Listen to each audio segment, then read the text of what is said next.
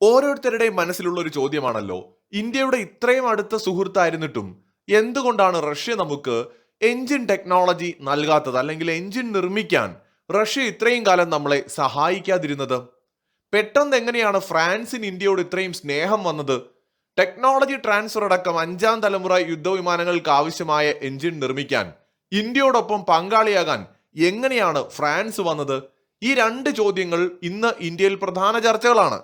Rafale യുദ്ധവിമാനങ്ങളുടെ ഇടപാട് വലിയ അഴിമതിയാണെന്നൊക്കെ പ്രതിപക്ഷം ആരോപിക്കുമ്പോൾ ഇന്ത്യൻ പ്രധാനമന്ത്രി നരേന്ദ്രമോദിയുടെയും അദ്ദേഹത്തിന്റെ ടീമിന്റെയും ഏറ്റവും വലിയ വിജയമാണ് ഇന്ത്യയും ഫ്രാൻസും തമ്മിലുള്ള കരാർ എന്ന് പലർക്കും അറിയില്ല. DRDOയിലെ പ്രഗത്ഭരായ ശാസ്ത്രജ്ഞരുടെ കഴിവിന്റെ ഫലമാണ് ഇന്ത്യ ഫ്രാൻസ് ഡീൽ എന്ന് പറയുന്നത്.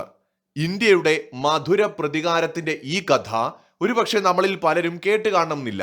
ഇത് തുടങ്ങുന്നത് ഗാലിയം നൈട്രേറ്റ് എന്ന് പറയുന്ന സെമി കണ്ടക്ടർ സാങ്കേതിക വിദ്യയിലെ ഒരു വിപ്ലവകരമായ പദാർത്ഥത്തിൽ നിന്നാണ്.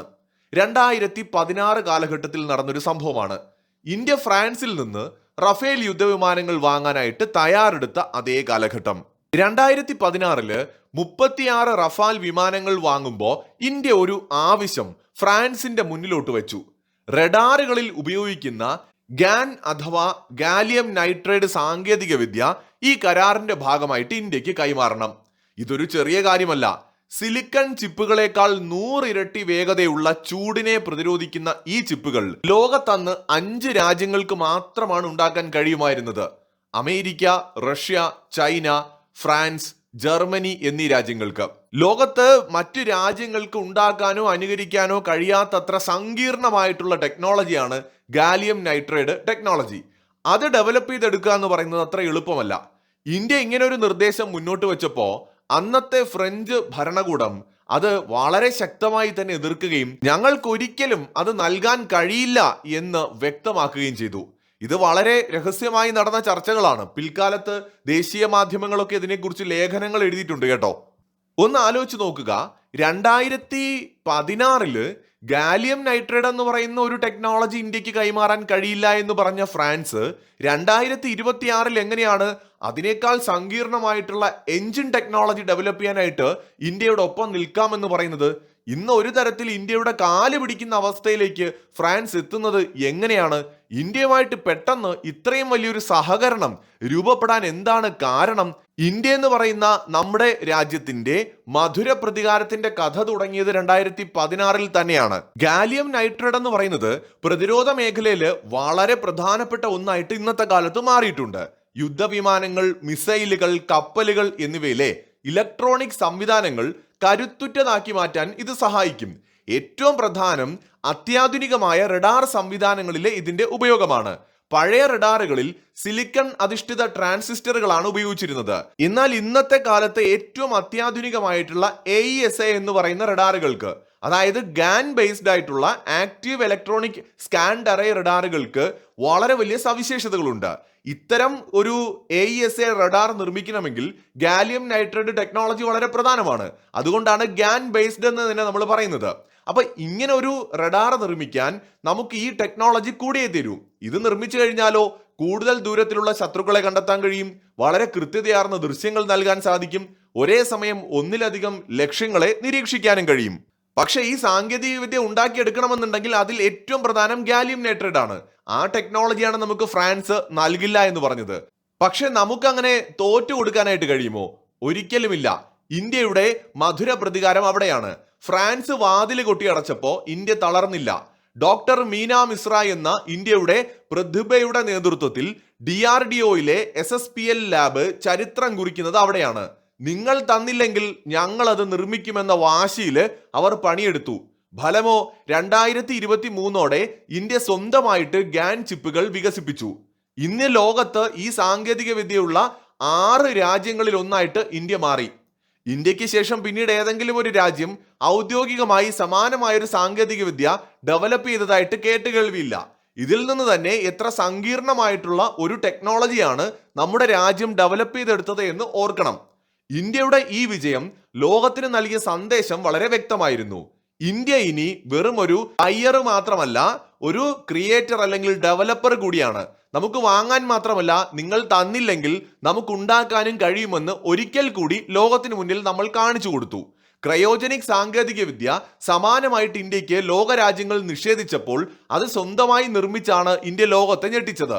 അതിനുശേഷം സമീപകാലത്ത് നടന്ന ഏറ്റവും പ്രധാനപ്പെട്ട ഒരു നേട്ടമായിരുന്നു ഗ്യാൻ ടെക്നോളജിയുടെ കണ്ടെത്തൽ. ഇതോടുകൂടി ഫ്രാൻസ് അടക്കമുള്ള സകല രാജ്യങ്ങളും ഞെട്ടി. ഇന്ത്യയുടെ ഫ്രാൻസിനോടുള്ള ഒരു മധുര പ്രതികാരം കൂടിയായിരുന്നു അത്. ഗ്യാൻ ടെക്നോളജി എന്ന് പറയുന്നത് നമ്മുടെ റഡാർ സംവിധാനങ്ങളിൽ മാത്രമല്ല, ഇലക്ട്രോണിക് വാർഫെയറിലും വളരെ പ്രധാനമാണ്. ശത്രുക്കളുടെ കമ്മ്യൂണിക്കേഷൻ സിഗ്നലുകൾ തടസ്സപ്പെടുത്തുന്നതിനും മിസൈലുകളെ വഴിതിരിച്ചു വിടുന്നതിനും ഗാലിയം നൈട്രൈഡ് ഉപകരണങ്ങൾ ഉപയോഗിക്കുന്നുണ്ട്.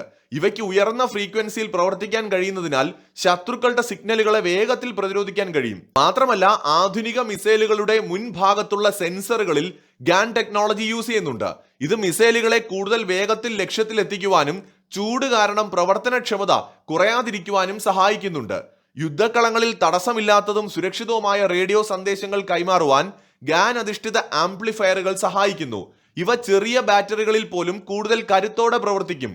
അതായത് പ്രതിരോധ മേഖലയിൽ ഏറ്റവും അത്യാവശ്യമുള്ള ഒന്നാണ് DRDO വികസിപ്പിച്ചെടുത്തത്. ഇതോടെ ഇന്ത്യ ശരിക്കും ലോക രാജ്യങ്ങളെ അമ്പരപ്പിച്ചു. ഇന്ത്യയും ഫ്രാൻസും തമ്മിലുള്ള ആയുധ ഇടപാടിലെ ഒരു നിർണായകമായ ഏടായിട്ടാണ് ഇതിനെ കാണുന്നത്. എന്ന് വെച്ചാൽ അതുവരെ നെഗോഷിയേറ്റ് ചെയ്യുന്ന സമയത്ത് ഫ്രാൻസിനൊരു അഡ്വാൻറ്റേജ് ഉണ്ടായിരുന്നു.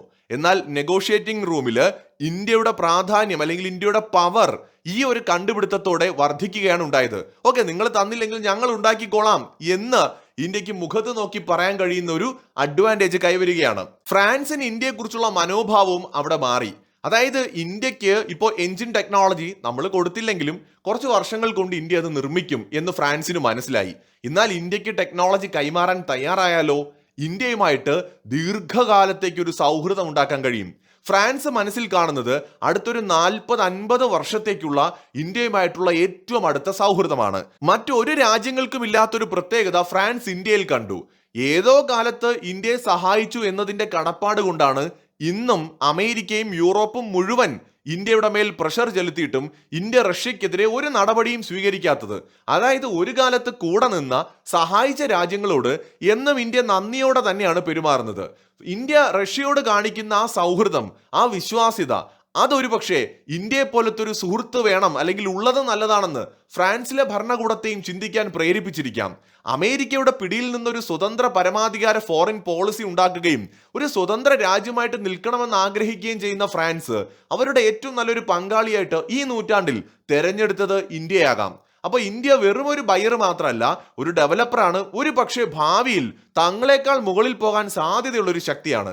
ആ രാജ്യത്തിന്റെ വളർച്ചയുടെ ഘട്ടത്തിൽ തങ്ങളെ കൊണ്ട് എന്തെങ്കിലും ഒരു സഹായം ചെയ്യാൻ കഴിഞ്ഞാൽ തീർച്ചയായിട്ടും ആ രാജ്യവുമായിട്ട് കാലാകാലങ്ങളിൽ നല്ലൊരു ബന്ധം ഡെവലപ്പ് ചെയ്തെടുക്കാൻ കഴിയുമെന്ന് ഒരുപക്ഷെ ഫ്രാൻസിലെ ബുദ്ധിജീവികൾ കരുതിയിട്ടുണ്ടാകും. അത് തന്നെയാണ് ഫ്രാൻസിന് ഇന്ത്യയോടുണ്ടായ മാറ്റത്തിന്റെ പ്രധാന കാരണങ്ങളിൽ ഒന്ന്.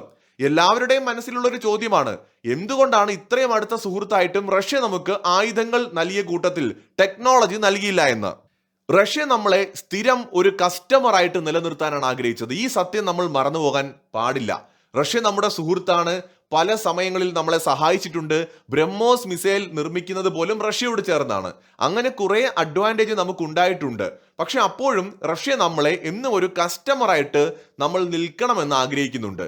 ഇപ്പൊ എഞ്ചിൻ കേട് വന്നാൽ സ്പെയർ പാർട്സിനായിട്ട് നമ്മൾ റഷ്യയെ തന്നെ ആശ്രയിക്കണം. എങ്കിൽ മാത്രമേ റഷ്യക്ക് കച്ചവടത്തിൽ ലാഭം ഉണ്ടാവുകയുള്ളൂ. സത്യത്തിൽ ചൈനയുടെ എഞ്ചിൻ നിർമ്മാണത്തിൽ സോവിയറ്റ് യൂണിയന്റെയും റഷ്യയുടെയും പങ്ക് വളരെ വലുതാണ്. സാങ്കേതിക വിദ്യ കൈമാറിയത് സോവിയറ്റ് യൂണിയനും റഷ്യയുമാണ്. അങ്ങനെ ഒരു സഹായം ഇന്ത്യക്ക് റഷ്യയുടെ ഭാഗത്തു നിന്ന് ഉണ്ടായില്ല. റഷ്യ അവരുടെ മികച്ച യുദ്ധവിമാനങ്ങൾ ഇന്ത്യക്ക് നൽകിയിട്ടുണ്ട്. അതിന്റെ എഞ്ചിൻ പക്ഷേ ഒരു ബ്ലാക്ക് ബോക്സ് പോലെയാണ് കൈകാര്യം ചെയ്തത്. ഇപ്പൊ നമ്മുടെ HAL Su-30 MKI നിർമ്മിക്കുന്ന ഒരു ഏജൻസി ആണല്ലോ. പക്ഷേ HAL ഈ എഞ്ചിൻ ഭാഗങ്ങൾ കൂട്ടിയോജിപ്പിക്കാനുള്ള അനുവാദം മാത്രമാണ് റഷ്യ നൽകിയത്. എഞ്ചിനിലെ പ്രധാന ഭാഗമായ സിംഗിൾ ക്രിസ്റ്റൽ ബ്ലേഡുകൾ നിർമ്മിക്കുവാനുള്ള ലോഹശാസ്ത്രം അവർ കൈമാറിയില്ല. ഇത് എഞ്ചിൻ ഉരുകിപ്പോകാതെ അത്യാധുനിക ചൂടിനെ പ്രതിരോധിക്കാൻ സഹായിക്കുന്ന അതീവ രഹസ്യ സ്വഭാവമുള്ള ഒരു സാങ്കേതിക വിദ്യയാണ്. അത് നൽകാൻ ഒരിക്കലും റഷ്യ തയ്യാറായിട്ടില്ല. റഷ്യയെ സംബന്ധിച്ചിടത്തോളം വിമാനങ്ങൾ വിൽക്കുന്നതിനേക്കാൾ വലിയ ലാഭം അവയുടെ അറ്റകുറ്റപ്പണികളിലൂടെയും സ്പെയർ പാർട്സ് വിൽപ്പനകളിലൂടെയുമാണ് ലഭിക്കുന്നത്. എഞ്ചിൻ സാങ്കേതികവിദ്യ പൂർണ്ണമായി ഇന്ത്യക്ക് നൽകിയാൽ അടുത്ത 30-40 വർഷത്തേക്ക് ഇന്ത്യക്ക് റഷ്യയെ ആശ്രയിക്കേണ്ടി വരില്ല.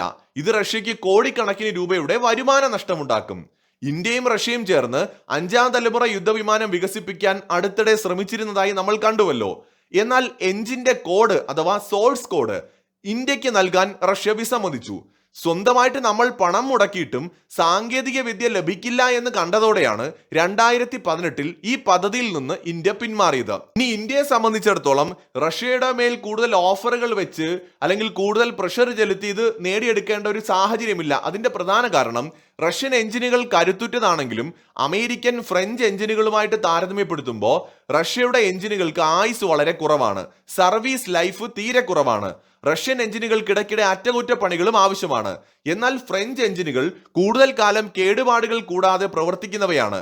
ഭാവിയിലേക്കായി ഏറ്റവും മികച്ചത് ഇന്ത്യ വേണമെന്ന് തീരുമാനിച്ചാൽ തീർച്ചയായിട്ടും റഷ്യയ്ക്ക് പകരം ഫ്രാൻസിനെ തിരഞ്ഞെടുക്കുന്നതിൽ യാതൊരു തർക്കവും ഉണ്ടാവില്ല, തെറ്റുമുണ്ടാവില്ല. ഇവിടെയാണ് ഇന്ത്യയും ഫ്രാൻസും തമ്മിലുള്ള റിലേഷന്റെ തുടക്കം. റഷ്യ നമുക്ക് നൽകാൻ മടിച്ചത് നൽകിയാൽ ഇന്ത്യയുമായിട്ട് ഏറ്റവും അടുത്ത ബന്ധം ഉണ്ടാക്കാൻ കഴിയുമെന്ന് ഫ്രാൻസ് കണക്ക് കൂട്ടിയിരിക്കണം. ഏതാനും ദിവസങ്ങൾക്ക് മുൻപ് ഞാൻ പോലും ഒരു വീഡിയോയിൽ പറഞ്ഞത് എനിക്കൊരു മനുഷ്യൻ എന്ന നിലയിൽ ഇതിനെ നോക്കി കാണുമ്പോൾ തോന്നിയത് റഷ്യയേക്കാൾ ഇന്ത്യ ഫ്രാൻസ് ബന്ധം കൂടുതൽ ഉയരങ്ങളിലേക്ക് പോകുന്നു എന്നാണ്. ഒരുപക്ഷെ നമുക്ക് അങ്ങനെ തോന്നുമെന്ന് മനസ്സിലാക്കി തന്നെ ആകണം French president Emmanuel Macron technology കൈമാറ്റത്തിനായിട്ട് തീർച്ചയായിട്ടും ആലോചിച്ചത്. ഇന്ത്യ ഫ്രാൻസ് ബന്ധത്തിൽ തന്ത്രപരമായ ഒരു നീക്കം നടത്തി ഇന്ത്യയുമായിട്ടുള്ള ബന്ധം എന്നേക്കുമായി ശക്തമാക്കാൻ ഇതിലൂടെ ഫ്രാൻസിന് കഴിഞ്ഞു. ഇന്ത്യ ഗ്യാൻ വികസിപ്പിച്ചത് കണ്ടപ്പോൾ ഫ്രാൻസിന് മനസ്സിലായി ഇനി സാങ്കേതിക വിദ്യ നൽകാതെ ഇന്ത്യയെ പിടിച്ചു നിർത്താൻ കഴിയില്ല എന്ന്.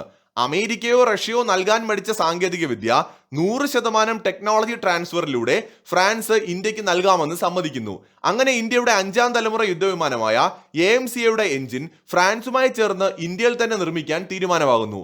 ഇത് കേവലം ഒരു എഞ്ചിൻ നിർമ്മാണമല്ല, ഇന്ത്യയുടെ വിലപേശൽ ശേഷി ലോകത്തിന്റെ മുന്നിൽ തെളിയിച്ച നിമിഷമായിരുന്നു. അമേരിക്കൻ എഞ്ചിൻ നിർമ്മാതാക്കൾ ഇന്ത്യക്ക് 80% ടെക്നോളജി ട്രാൻസ്ഫർ ഓഫർ ചെയ്ത സമയത്താണ് ഫ്രാൻസ് 100% ടെക്നോളജി ട്രാൻസ്ഫർ ഓഫർ ചെയ്തത്. ഇവിടെ നമ്മൾ ഏറ്റവും അധികം പ്രശംസിക്കേണ്ടത് DRDOയിലെ സയന്റിസ്റ്റുകളെയും പ്രധാനമന്ത്രി നരേന്ദ്രമോദിയും തന്നെയാണ്. നരേന്ദ്രമോദി എന്ന് പറയുന്ന നമ്മുടെ പ്രധാനമന്ത്രിയുടെ ദീർഘവീക്ഷണവും തന്ത്രങ്ങളുമാണ് ഇവിടെ വിജയം കണ്ടത്. ആത്മനിർഭർ ഭാരത് എന്നത് വെറും ഒരു മുദ്രാവാക്യമല്ല എന്ന് അദ്ദേഹം തെളിയിച്ചു. വിദേശ രാജ്യങ്ങളിൽ നിന്ന് ആയുധങ്ങൾ വാങ്ങുമ്പോൾ സാങ്കേതിക വിദ്യ കൂടി വേണമെന്ന കടുപ്പമേറിയ നിലപാട് അദ്ദേഹം എടുത്തു. ഇന്ത്യയുടെ ശാസ്ത്രജ്ഞർക്ക് വേണ്ട എല്ലാ പിന്തുണയും നൽകി. അതിന്റെ ഫലമാണ് ഇന്ന് നമ്മൾ കാണുന്ന തന്ത്രപരമായ ഈ വിജയം. ഇന്ന് ഫ്രാൻസ് നമുക്ക് എഞ്ചിൻ ടെക് നൽകുന്നത് സ്നേഹം കൊണ്ടല്ല, മറിച്ച് ഇന്ത്യയെ ഒരു പങ്കാളിയായി കാണാതെ അവർക്ക് നിലനിൽപ്പില്ല എന്ന ഉത്തമ ബോധ്യം കൊണ്ടാണ്. അതായത് പ്രിയപ്പെട്ട പ്രേക്ഷകരെ, നമ്മുടെ രാജ്യം ഇന്ത്യ മാറുകയാണ്. അന്ന് സാങ്കേതിക വിദ്യയ്ക്കായി കൈനീട്ടിയ ഇന്ത്യ അല്ല ഇന്നത്തെ നമ്മുടെ ഇന്ത്യ. ഇന്ന് നമ്മൾ സ്വന്തമായി ചിപ്പുകൾ ഉണ്ടാക്കുന്നു, മിസൈലുകൾ ഉണ്ടാക്കുന്നു, യുദ്ധവിമാനങ്ങളും ഉണ്ടാക്കുന്നുണ്ട്. ആ ഇന്ത്യയിൽ തന്നെ ലോകോത്തര ജെറ്റ് എഞ്ചിനുകളും പിറക്കുമെന്നതിൽ ഒരു തർക്കവും വേണ്ട. ഡോക്ടർ മീന മിശ്രയെ പോലെയുള്ള ശാസ്ത്രജ്ഞരും ദൃഢനിശ്ചയമുള്ള ഭരണകൂടവും പ്രധാനമന്ത്രി നരേന്ദ്രമോദിയെ പോലെ അകമഴിഞ്ഞ രാജ്യസ്നേഹികളായിട്ടുള്ള ഭരണാധികാരികളും ഉള്ള കാലത്തോളം ഇന്ത്യ അതിശക്തമായി തന്നെ വളരും. ലോകശക്തിയായി ഭാവിയിൽ നമ്മുടെ ഇന്ത്യ മാറുന്നത് നമുക്ക് ഓരോരുത്തർക്കും കാണാൻ കഴിയും. ഈ നേട്ടത്തിൽ നമുക്ക് അഭിമാനിക്കുകയും ചെയ്യാം. മറ്റൊരു വീഡിയോയുമായി വീണ്ടും കാണാം.